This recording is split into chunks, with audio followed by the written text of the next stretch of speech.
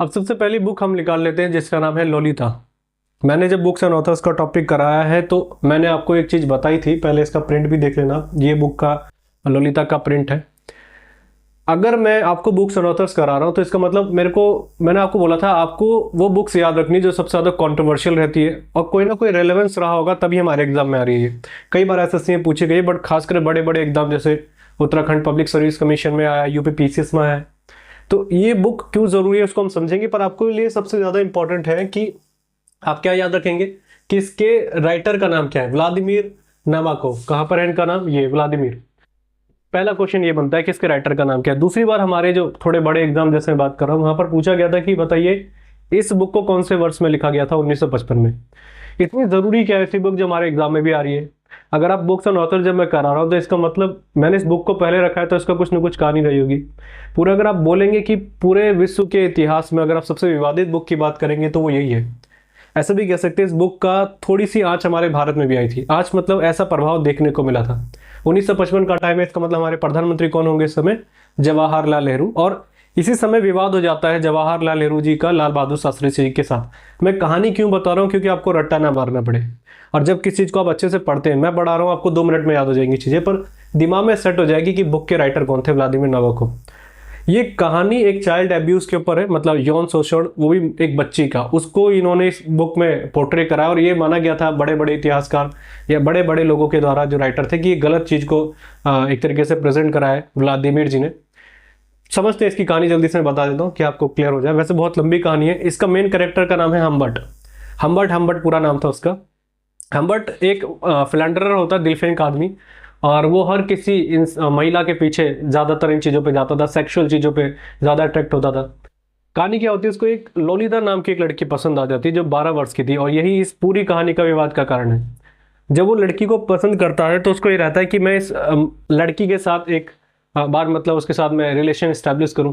तो उसी कहानी को पूरा इस बुक में, नॉवेल में दिखा रखा है कि वो अपने पहले इस लड़की के जाने के चक्कर में उसकी माँ के पास जाता है। उसकी माँ हम्बर्ट के प्रति ज़्यादा अट्रैक्ट हो जाती है, तो उसकी माँ को अपने रास्ते से हटाने के लिए कि इसकी बेटी के पास मैं जा रहा हूँ या मैं करना चाह रहा हूँ इसके साथ रिलेशन इस्टेब्लिश, तो कहीं इसको पता ना चल जाए, तो उसको भी मार देता है ये।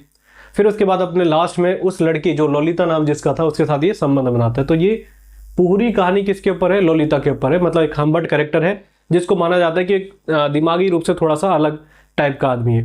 तो इसलिए आपके 3-4 क्वेश्चन बनते हैं। लोलिता को मैंने बता दिया, बुक का नाम, राइटर का नाम, रूसी, और सबसे जरूरी है आपके यूजीसी नेट के एग्जाम में आया था।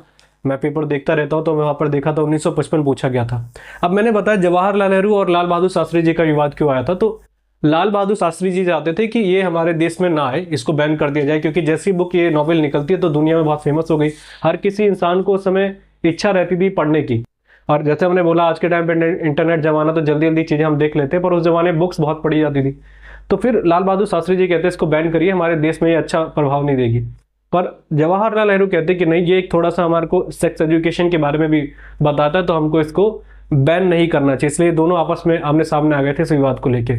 इसलिए इस हिसाब से भी हमारे लिए बहुत ज़रूरी बुक है कि क्यों आती पेपर में, राइट।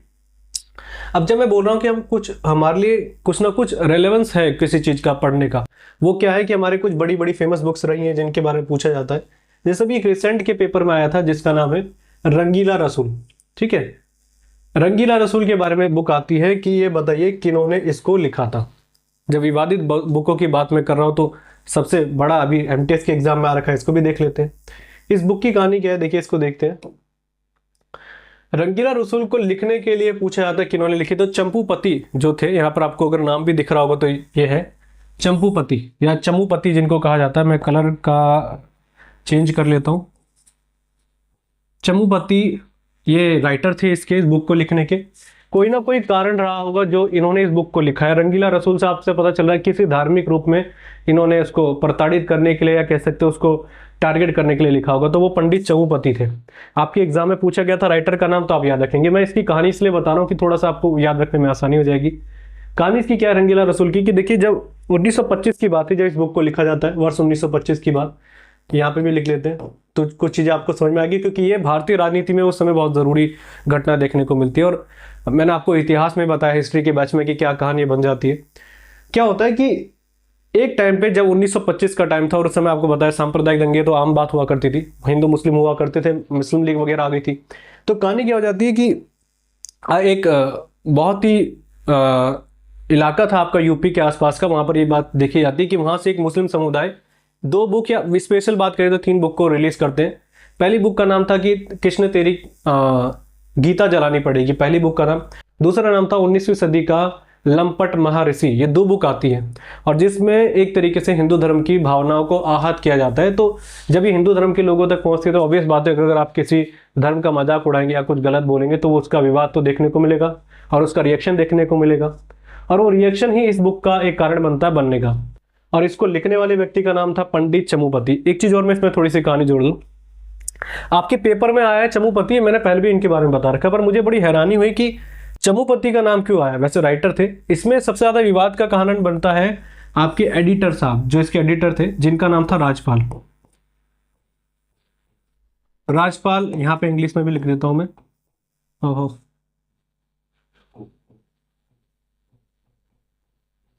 राजपाल वो इस बुक को एडिटर के तौर पे कहते हैं कि मैं इसको लिखवाने का काम करते, क्योंकि उनको इससे बहुत गुस्सा आती है। थोड़े हिंदुत्व आदमी थे वो कि हमारे धर्म के ऊपर कैसे लिख दिया। तो फिर वो इसके ऊपर इसके रिएक्शन के तौर पर रंगीला रसूल को लिखते हैं। और मैंने बताया भारतीय राजनीति में उस समय बड़ी दिक्कतें कहानी थी, क्योंकि इस समय महात्मा गांधी पर तुष्टीकरण की बात की गई थी। और हम स्टैटिक जी के पढ़ रहे हैं, एक टॉपिक बुक्स एंड ऑथर्स का है, पर मैं आपको हर चीज़ें भी साथ में कराऊंगा कि आपको जीएस पढ़नी है तो किस तरीके से पढ़नी है, आपको हर एस्पेक्ट पता होने चाहिए। तो महात्मा गांधी जी इस विवाद में भी आ जाते हैं। महात्मा गांधी कहते हैं कि जब उन्होंने 2-3 बुक्स लिखी है तो इतना कोई बड़ा विवाद करने की जरूरत नहीं है, उनकी अपनी राय, हर किसी को अपनी बात रखने की है, आप भी कुछ लिख सकते हैं। पर जैसे ये बुक आती है रंगीला रसूल, रंगीला रसूल पैगंबर मोहम्मद साहब जो है उनकी जीवनी पर लिखी जाती है।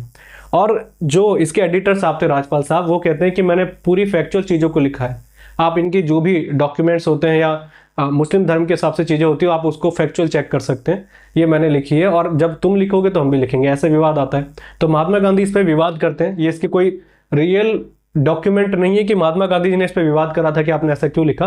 वो न्यूट्रल थे, जगह कई जगह देखा गया था, पर काफ़ी जगह इनको विवाद भी देखा गया इस चीज़ से। अच्छा, पंडित चमुपति जब लिखते हैं तो इन पे ज़्यादा बात नहीं आती है राजपाल के पास, तो मुस्लिम धर्म के लोग बहुत ज़्यादा आहत हो जाते हैं और वो इन पे अटैक करने लग जाते हैं। 1-2 बार ये बच जाते हैं, इनका परिवार बच जाता है, पर दूसरी बार जब इन पे अटैक होता है तो फिर इन पे कोर्ट केस करने लग जाते हैं मुस्लिम समुदाय के काफ़ी लोग, और इनको ले जाते हैं अपने कोर्ट केस में, मतलब कोर्ट में ले जाते हैं। वहाँ पर इनको बाइज्जत बरी किया जाता है, बट लास्ट में जैसे मैंने बताया कि कोई आदमी अगर विवादित आ जाता है तो दिक्कत हो जाती है, उसके लिए इनको मार दिया जाता है। बड़ी हैरानी वाली बात है, जो आदमी मारता है, मुझे नाम तो याद नहीं आ रहा, अच्छे से हमने पढ़ा था एक टाइम पे, उसका केस कौन लड़ता है? मोहम्मद अली जिन्ना। हालांकि इस पे भी विवाद है, महात्मा गांधी जी सपोर्ट नहीं करते हैं। काफी लोग कहते हैं कि राजपाल का सपोर्ट करा था कि नहीं, ये गलत करा इन्होंने।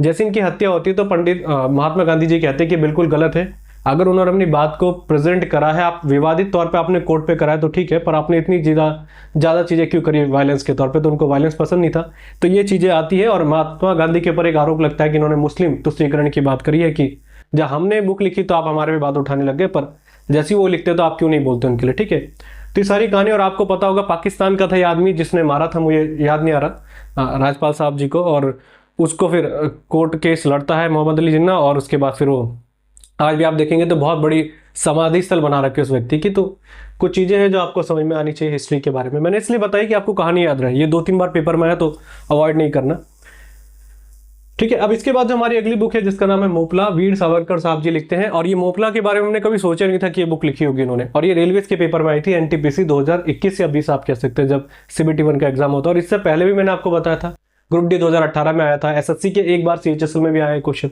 कि मोपला बुक किसने लिखी है। हालांकि हिस्टोरिकल फैक्ट्स के हिसाब से बात करें तो मोपला एक कहानी थी जो मैंने हिस्ट्री में आपको बताई, आपने पढ़ी होगी। मोपला की घटना होती है वर्ष 1921 में, फिर भी एक बार क्रॉस चेक कर लेना 1920 था कि 21, वैसे 90% आपका 1921 है।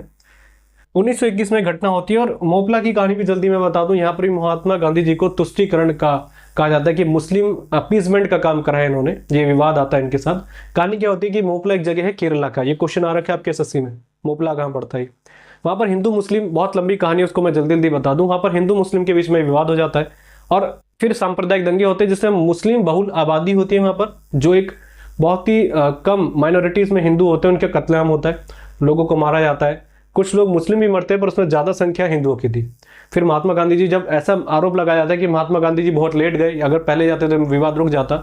और फिर महात्मा गांधी जी ये शो करते हैं, ये काफ़ी लोगों के द्वारा, जिसमें मोपला में लिखा है, वीर सावरकर जी की मैं बता रहा हूँ, और बड़े बड़े इतिहासकारों ने भी इस चीज़ को बोला कि महात्मा गांधी जी इस चीज़ को छुपा देते हैं कि ये एक सांप्रदायिक दंगा है। वो कहते हैं कि दो किसी आपसी विषय में लड़ाई हुई थी जिसको सांप्रदायिक रूप दिया जा रहा है, पर अगर रियल बात की जाए तो आप ज़्यादातर बुक्स पढ़ेंगे तो मोपला में माना जाता है कि सांप्रदायिक दंगा था जिसमें हिंदू मुस्लिम की लड़ाई हुई, और काफ़ी हद तक मुस्लिम जो हिंदू आबादी थी उसमें ज़्यादा जनसंहार देखने को मिलता है उनका। ठीक है, तो मोपला बुक हमने पढ़ ली है, राइट।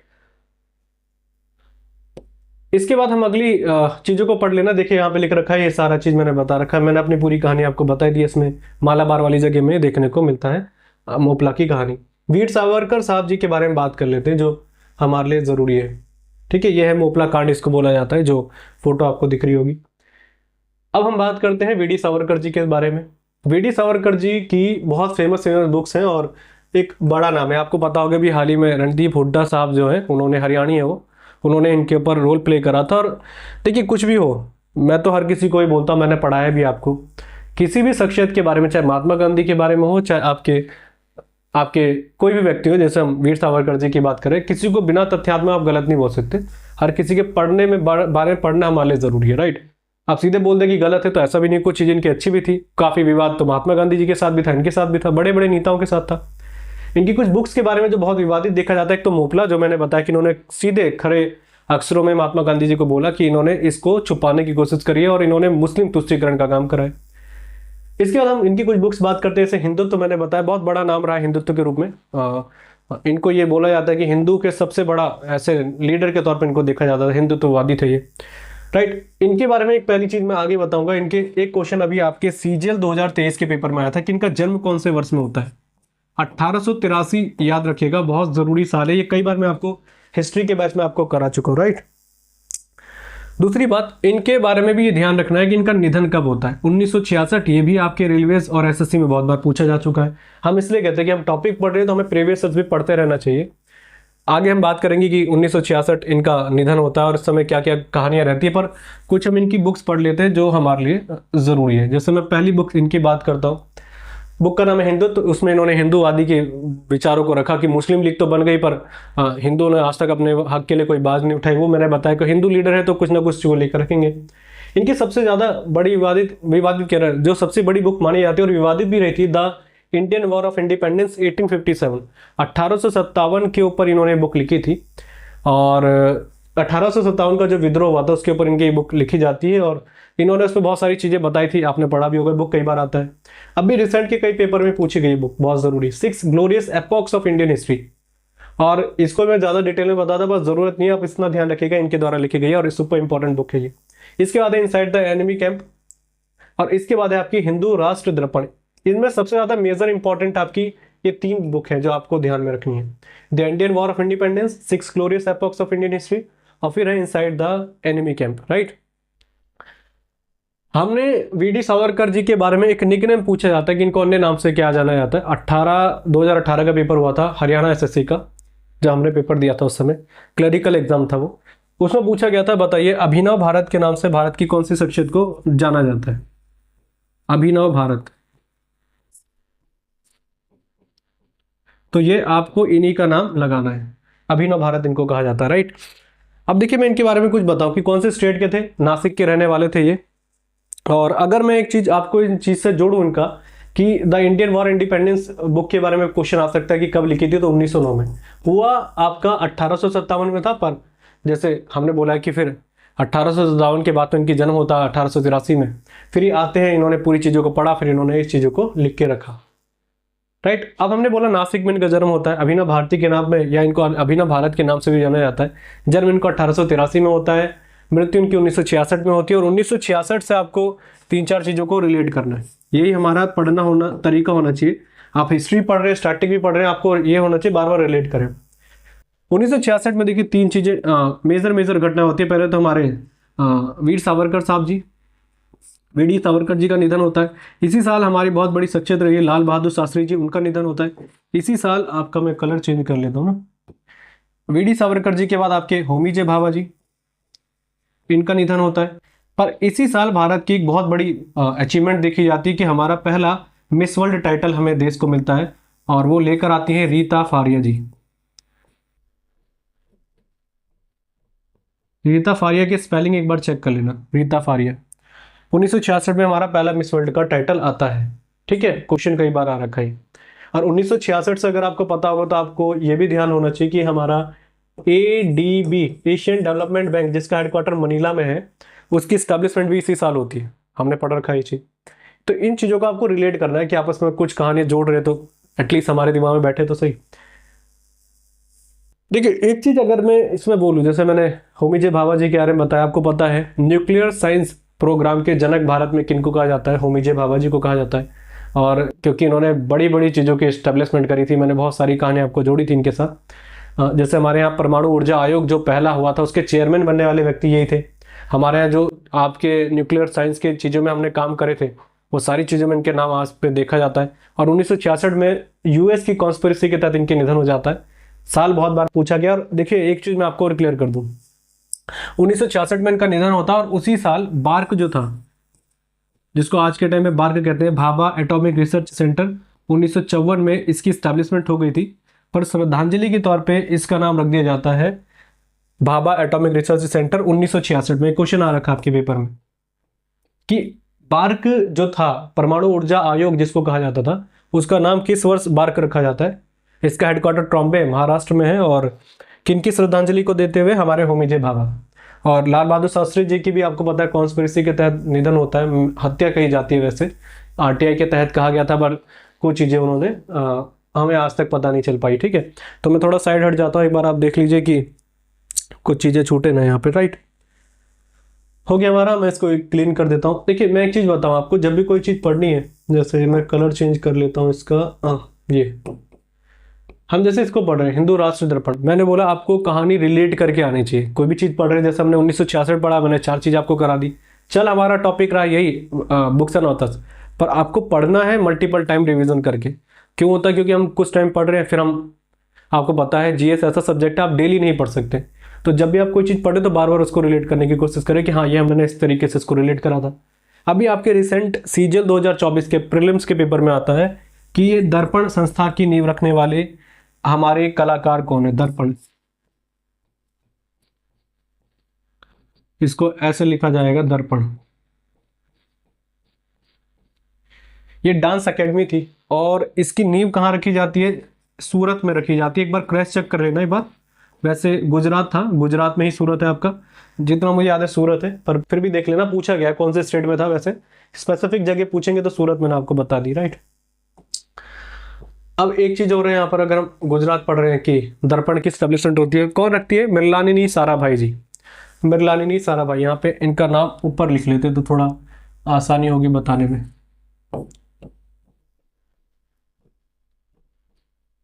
मृणालिनी साराभाई, इंग्लिश में तो आप लिख ही लेंगे। पहला क्वेश्चन बनता है कि मृणालिनी साराभाई का संबंध कौन से डांस फॉर्म से है? तो पहला है हमारा कथकली, और दूसरा एक और नाम जोड़ना है भरतनाट्यम। भरतनाट्यम और कथकली दो ऐसे डांस फॉर्म है जहां पर मृणालिनी साराभाई जी का संबंध था। और एक ध्यान रखना है, ये दोनों ही आते हैं, ऐसा नहीं आता कि एक अलग नाम रख दिया। हालांकि मृणालिनी साराभाई केरला की रहने वाली थी, केरल की रहने वाली थी, इसलिए इनकी ज्यादा पारंगत कहेंगे तो कथकली में रहा है। पर हमारे सीजीएल के पेपर में दोनों नाम जोड़े गए थे। और इन्हीं के साथ आपने एक नाम रिसेंट में आप पढ़ते रहते होंगे, आर्ट एंड कल्चर तो हमारे रेलवे एसएससी में बहुत बार आता ही है। पूछा जाता है कि जो मेजर क्वेश्चन आता है आपके, हाँ, जैसे इनके कुछ क्वेश्चन मैं यहाँ से ज्वाइन करने की कोशिश करता हूँ मृणालिनी साराभाई का, मल्लिका साराभाई के बारे में। मल्लिका साराभाई कौन है? इनकी पुत्री थी ये। किनकी? मृणालिनी साराभाई की पुत्री। उनका संबंध कौन सा है? तो उनका संबंध भी आपका दो डांस फॉर्म याद रखने, एक तो आपका है कुचिपुड़ी जो आंध्र प्रदेश का है क्लासिकल डांस, और एक है इनकी माता की तरह ये भी इन्होंने डांस फॉर्म सीखा था, भरतनाट्यम।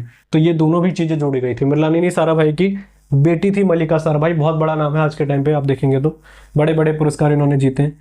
ये औलाद या इनकी किनकी संतान थी ये मल्लिका साराभाई? इनके हस्बैंड का नाम था मृणालिनी साराभाई के, उनका नाम था विक्रम साराभाई। अब विक्रम साराभाई का नाम अगर हम पढ़ रहे हैं तो इतना तो हम सभी को पता होगा कितना बड़ा नाम है विक्रम साराभाई जी का। इंडियन स्पेस प्रोग्राम के जनक या father of Indian space programme वो विक्रम साराभाई जी को कहा जाता है। इनके बारे में मैंने कई बार बताया कि स्पेस के मामले जो भी हम अचीवमेंट देख रहे हैं वो यही सब इन्होंने ही हमें देन दी है। मैं थोड़ा सा साफ और करके लिख देता हूँ ना, 1 मिनट। विक्रम साराभाई देखिए कहाँ के रहने वाले थे, ये सूरत के रहने वाले थे, गुजरात के रहने वाले थे। अब इनको इनसे प्रेम हो जाता है, किनसे, मृणालिनी साराभाई से। मृणालिनी साराभाई साउथ इंडियन, दोनों साउथ इंडियन है वैसे, पर कल्चर तो बहुत ऊपर नीचे। फिर जब इन दोनों के जो संबंध बन जाता है दोस्ती वाला, फिर ये शादी कर लेते हैं। फिर ये अपने साथ इनको ले आते हैं सूरत में, गुजरात में, कि आप मेरे साथ रहिए क्योंकि अब मेरा काम है, आपको भी देखना पड़ेगा। फिर इनकी मदद करते हैं दर्पण अकेडमी को फाउंडेशन देने के लिए। और मृणालिनी साराभाई गुजरात में आके फाउंडेशन करती है किसका, इसका दर्पण का, जो एक डांस अकेडमी थी। और अपने काम को फिर जारी रखती है। एक साइंटिस्ट थे, आप समझ सकते हैं, आर्टिस्ट थी भरतनाट्यम की इतनी ज़बरदस्त। और ये विक्रम साराभाई स्पेस जनक माने जाते हैं हमारे भारत के। यही विक्रम साराभाई इनके नाम पे आपको पता है Vikram Sarabhai space research centre कहाँ पर है, केरल में, त्रिवेंद्रम जगह में। विक्रम साराभाई जी के बारे में हमें एक चीज़ और ध्यान रखनी है, ये हमारे इसरो, जिसको इसरो कहा जाता है, इंडियन स्पेस रिसर्च ऑर्गेनाइजेशन, जिसकी एस्टेब्लिशमेंट 1969 में होती है, उसके फर्स्ट चेयरमैन बनते हैं ये। और अगर आपसे क्वेश्चन आता है कि इसरो की एस्टेब्लिशमेंट करने वाले व्यक्ति का नाम क्या था, विक्रम साराभाई था। क्यों? क्योंकि इसरो हम पढ़ते हैं 1969 में इसकी एस्टेब्लिशमेंट होती है, तो गलत है। 1962 में हो गई थी इसरो की। उसको पहले इंस्कोपार के नाम से जाना जाता था। मैं यहाँ पे लिख देता हूँ, इसरो का पुराना नाम भी कई बार आता है, इंस्कोपार। ये पहले इसको कहा जाता था, फिर बाद में इसका नाम रख दिया गया। और इंस्कोपार की एस्टेब्लिशमेंट होती है 1962 में। जैसे मैंने बोला कि फाउंडेशन करते करते टाइम लग जाता है किसी चीज़ को बनाने में, तो इनको समय लग रहा था, तो इंस्कोपार ये इसरो के रूप में बदल देते हैं। जब ये कुछ समय के बाद ये फाउंडेशन कर लेते हैं, काम कर लेते हैं अच्छे तरीके से, तो इसरो के पहले चेयरमैन भी ये बन जाते हैं विक्रम साराभाई जी। और कुछ चीज़ें मेरे को यहाँ से जोड़नी थी आपको, ठीक है। विक्रम साराभाई हो गए, 1962 हो गए। हाँ, आपसे पूछा आ सकता है कि हमारी स्पेस एजेंसी का नाम इसरो है, Indian Space Research Organisation. Pakistan की स्पेस रिसर्च जो है वहाँ की एजेंसी का नाम क्या, तो उसका नाम है सुपार्को। मैंने आज तक पेपर में नहीं देखा, एक पेपर के अलावा जो आपका यूजीसी नेट का पेपर होता है वहाँ पर आया था वहाँ की स्पेस एजेंसी। और मैं ज़्यादातर पेपर बड़े बड़े देखता रहता हूँ जीएस के क्वेश्चंस के लिए, कि किस तरीके के क्वेश्चन आते हैं। यूपीपीसीएस के पेपर देखता हूँ मैं, तो वहाँ पर देखने को मिलता। थोड़ा गर्मी ज़्यादा हो रही है, एसी मैंने आज यूज़ नहीं करा क्योंकि अभी एसी लगा नहीं है, वहाँ पर थोड़ी सी दिक्कत आ रही है उसको लेके। तो जब भी होगा तो फिर उसको लेके रखेंगे। बहुत हीट करता है ये लाइट वगैरह ना, ये कोई डिजिटल बोर्ड भी हीट करता है, तो मेहनत बहुत लगती है। इसलिए मैं कहता हूँ आप कभी भी देखते हैं तो उसको, कभी भी कंटेंट को लाइक शेयर करा करें। पसंद आता तो आप प्ले स्टोर पे जहाँ भी एप्लीकेशन पे क्लासेस देखते हैं उसको अप्रिशिएट किया करें, क्योंकि मेहनत बहुत लगती है किसी कंटेंट को आपको डिलीवर करने में। आई थिंक मेरे हिसाब से सब चीज़ें क्लियर हो गई है। आपको मृणालिनी साराभाई के बारे में मैंने बता दिया। स्टेट कई बार पूछा था, केरला है इनका। मल्लिका साराभाई इनकी बेटी है, और ये किन दोनों की संतान है, विक्रम साराभाई और इनकी। और जब जैसे माता होंगी वैसे बेटी भी निकलेंगे, तो उन्होंने बहुत बड़ा नाम करा था। मैं साइड हट जाता हूँ, एक बार आप स्क्रीनशॉट ले सकते हैं आप, तो ले लीजिए। वैसे CHSL के एग्जाम में कई बार पूछा गया था। और मैंने आपको बताया कि मृणालिनी साराभाई इतना बड़ा नाम है कि आप ये सोच सकते हैं कि ऐसा मान के चलिएगा कि मैंने बताया था 2018 के टाइम पे, क्योंकि मैं उस समय प्रिपरेशन कर रहा था, दिमाग में सेट हो गया था ना मृणालिनी साराभाई। इनको डूडल बनाया गया था गूगल का। डूडल कैसे, जैसे मैं एक चीज़ करके दिखाता हूँ आपको। ये गूगल है, आपने गूगल को देखा होगा, जब हम सर्च करते हैं तो गूगल इस तरीके से लिखा होता है। तो हर साल क्या होता है, हर दिन कभी आप देखेंगे कुछ ना कुछ चेंजेस होते रहते हैं। इस टाइटल में ही कोई चित्र बना देंगे, कोई बड़ी बड़ी आदमी को कमेमोरेट करने के लिए या श्रद्धांजलि देने के लिए। तो उसी तरीके से मृणालिनी साराभाई को एक श्रद्धांजलि दी थी गूगल में, तो वो उसी को डूडल कहा जाता है। ये जो आइकन बदलते हैं ना, ये इसी को डूडल कहा जाता है। पेपर में भी आ रखा है CHSL के, 2017 का पेपर था ये। और 2018 में इतनी बड़ी शख्सियत रही होगी, तभी तो कोई ना कोई तरीके से श्रद्धांजलि दी। तो ये हमारे कुछ नाम हो जाते हैं। ये मेरे जो क्लास में ले रहा हूँ आपका, ये एप्लीकेशन पे हमारी क्लास हो रही है। हो सकता है कि इस क्लास को मैं बाद में अपलोड कर दूँ आपके, क्योंकि काफ़ी लोग डेमो के तौर पे मांगते हैं, तो ये डेमो के तौर पे भी मांगी जा सकती है क्लास, ठीक है। तो पहले समझ लीजिए, यहाँ पे लिखा हुआ है सीजल 2025 टारगेट बैच है ये। जब भी आप देख रहे होंगे इस वीडियो को, क्योंकि बुक्स एंड ऑथर्स का टॉपिक कभी पुराना नहीं होता, आप 2026, 27, 28 जब भी देख रहे होंगे, वहाँ पे नया टारगेट बैच आ जाएगा। अब ये बात है कि सीजीएल को लेकर है कि किसको लेकर, एसएससी के किसी भी एग्जाम को लेकर चल रहे हैं। मैंने बताया था कि जीएस सभी में सेम आती है, एमटीएस हो कोई भी हो, तो एक बार आप एप्लीकेशन को देख लीजिएगा, लिंक आपको डिस्क्रिप्शन में मिल जाएगा, वहाँ पर आपका ये चीज़ें आपको प्रोवाइड हो जाती है। अगर आप सीजीएल का टारगेट बैच लेना चाहते हैं जीएस को लेकर, उसको भी ले सकते हैं, सीएचएसएल का लेना चाहते हैं, एमटीएस का लेना चाहते हैं, या पूरा कंपाइल है उसमें आपके सारे सब्जेक्ट हो जाते हैं, इसको क्रॉस कर लेना। इसमें इकोनॉमिक्स आपका ऐड हो जाएगा इस बैच में। ये बाइलिंगुअल है, और मैंने आपको बोला है मेरा कंटेंट मोस्टली बाइलिंगुअल ही रहता है, मैं एक लैंग्वेज पे नहीं चलता, दोनों लैंग्वेज में प्रोवाइड कराता हूँ। इसके बाद हमारा डिटेल फॉर्म, मैंने बताया था कि जैसे मैं आपको कहानियाँ बता रहा हूँ, आपके एग्जाम के लिए ज़्यादा ज़रूरी नहीं हो सकती, हालांकि मैंने बताया कहानी से जुड़ जाता है, पर डिटेल को पढ़ने का मतलब होता है कि आपके लिए हेल्पफुल रहता है, कॉन्सेप्चुअल आपकी क्लैरिटी रहती है, आप ऑप्शन को एलिमिनेट कर पाते हैं। जितनी आपकी अंडरस्टैंडिंग अच्छी होगी उतना आप ऑप्शन को एलिमिनेट कर पाएंगे। डायरेक्टली कोई भी क्वेश्चन पूरे नहीं कर पाता। आपके सामने 25 क्वेश्चन रखे जाते हैं, आप कितने पढ़ लीजिए, 25 के 25 कभी नहीं बना पाएंगे, या आप 20 भी नहीं बना पाएंगे, पर उसको कुछ हद तक आप एलिमिनेट कर सकते हैं ऑप्शन के साथ, क्योंकि ऑप्शन अगर आप देखते हो और नॉलेज अच्छी है तो आप एलिमिनेट करके कुछ हद तक आप क्वेश्चन अपने सही बना लेते हैं। तो उसका काम आता है डिटेल का, तो वहाँ पर आपको मिल जाएगा। प्रीवियस मैं कराता हूँ, जैसे मैं आपको चीज़ें बता रहा हूँ, ये सीजन में आई थी, ये उसमें आई थी, अपडेटेड मेरा सारा कंटेंट रहता है, तो आप उसके साथ जुड़ सकते हैं। क्लासेस आपकी लाइव एंड रिकॉर्डेड मिलती है। वैसे मैं बोलता हूँ जब भी आप बैच में जाते हो तो रिकॉर्डेड के साथ ही जाए। लाइव का एक मोटो होता है क्वेश्चन पूछना किसी से, लाइव क्लास जिससे अभी हो रही है, तो कुछ लोगों का होता है कि क्वेश्चन पूछना है वगैरह वगैरह, तो वो आप डाउट सेशन में भी दे सकते हैं, मैं अपना नंबर भी आपको प्रोवाइड कराता हूँ, तो सब चीज़ें मिल जाती हैं। इसके बाद आपका अब पीडीएफ आपको मिल जाती है, बाकी सारा कंटेंट मेरे द्वारा मिला जाता है, तो ये चीज़ें आपको देखने को मिल गई होंगी, ठीक है। इसके बाद हमारा है अगला ये कोर्स, मैंने आपको बताया था ये हमारा काफ़ी ज़बरदस्त डिमांड करी थी आप लोगों ने, तो ये हमारा इंग्लिश का है। इसके साथ आप जुड़ सकते हैं, इसमें आपकी वोकैबुलरीज, आपकी ग्रामर, और प्राइस आप देख सकते हैं, चाहे जीएस का हो चाहे मैथ्स, सॉरी आपका इंग्लिश का हो, प्राइस कम है, कम ही मैं रखता हूँ, क्योंकि मुझे इतनी नीड नहीं है, आपको पता होगा मेरे पास इतना आज के टाइम पे इतना मैं वेल सेटल्ड हूँ कि मुझे ज़रूरत नहीं पड़ती। पर काफ़ी लोग कहते हैं कि प्राइस आपका मिनिमम रखिए, क्योंकि हर कोई नहीं कर पाता, तो आप उसके साथ जुड़ सकते हैं। आपको पता होगा कि क्या रिजल्ट रहा था इंग्लिश में, जीएस में, तो ये हमारी दो फैकल्टी है, इंग्लिश की फैकल्टी मैंने रख रखी है और जीएस हमारी है ही, तो इसके साथ जुड़ सकते हैं आपको। और मैं ज़रूर बोलता हूँ कि आप प्रिपरेशन कर रहे हैं, प्रिपरेशन के टाइम पर ध्यान रखिएगा कि ज़रूरी क्या बन जाता है कि उन सब्जेक्टों पर काम करना है जो आपको सिलेक्शन डिसाइड कर रहे हैं, तो जीएस और इंग्लिश तो आज के टाइम में बहुत ज़रूरी हो गया। तो आप बैच के साथ जुड़ जाइएगा, दोनों बैच हैं आपके, प्राइस बहुत मिनिमम रखे गए, या तो कॉम्बो बैच देख लेना, आप सीजीएल का ले रहे हैं किसी का भी ले रहे हैं तो वहाँ पे कॉम्बो बैच आपको मिल जाएंगे, जिससे आपको प्राइस काफ़ी हद तक कम मिलता है, और 1 ईयर की वैलिडिटी होती है, आप सभी को इस चीज़ के पता ही होगा।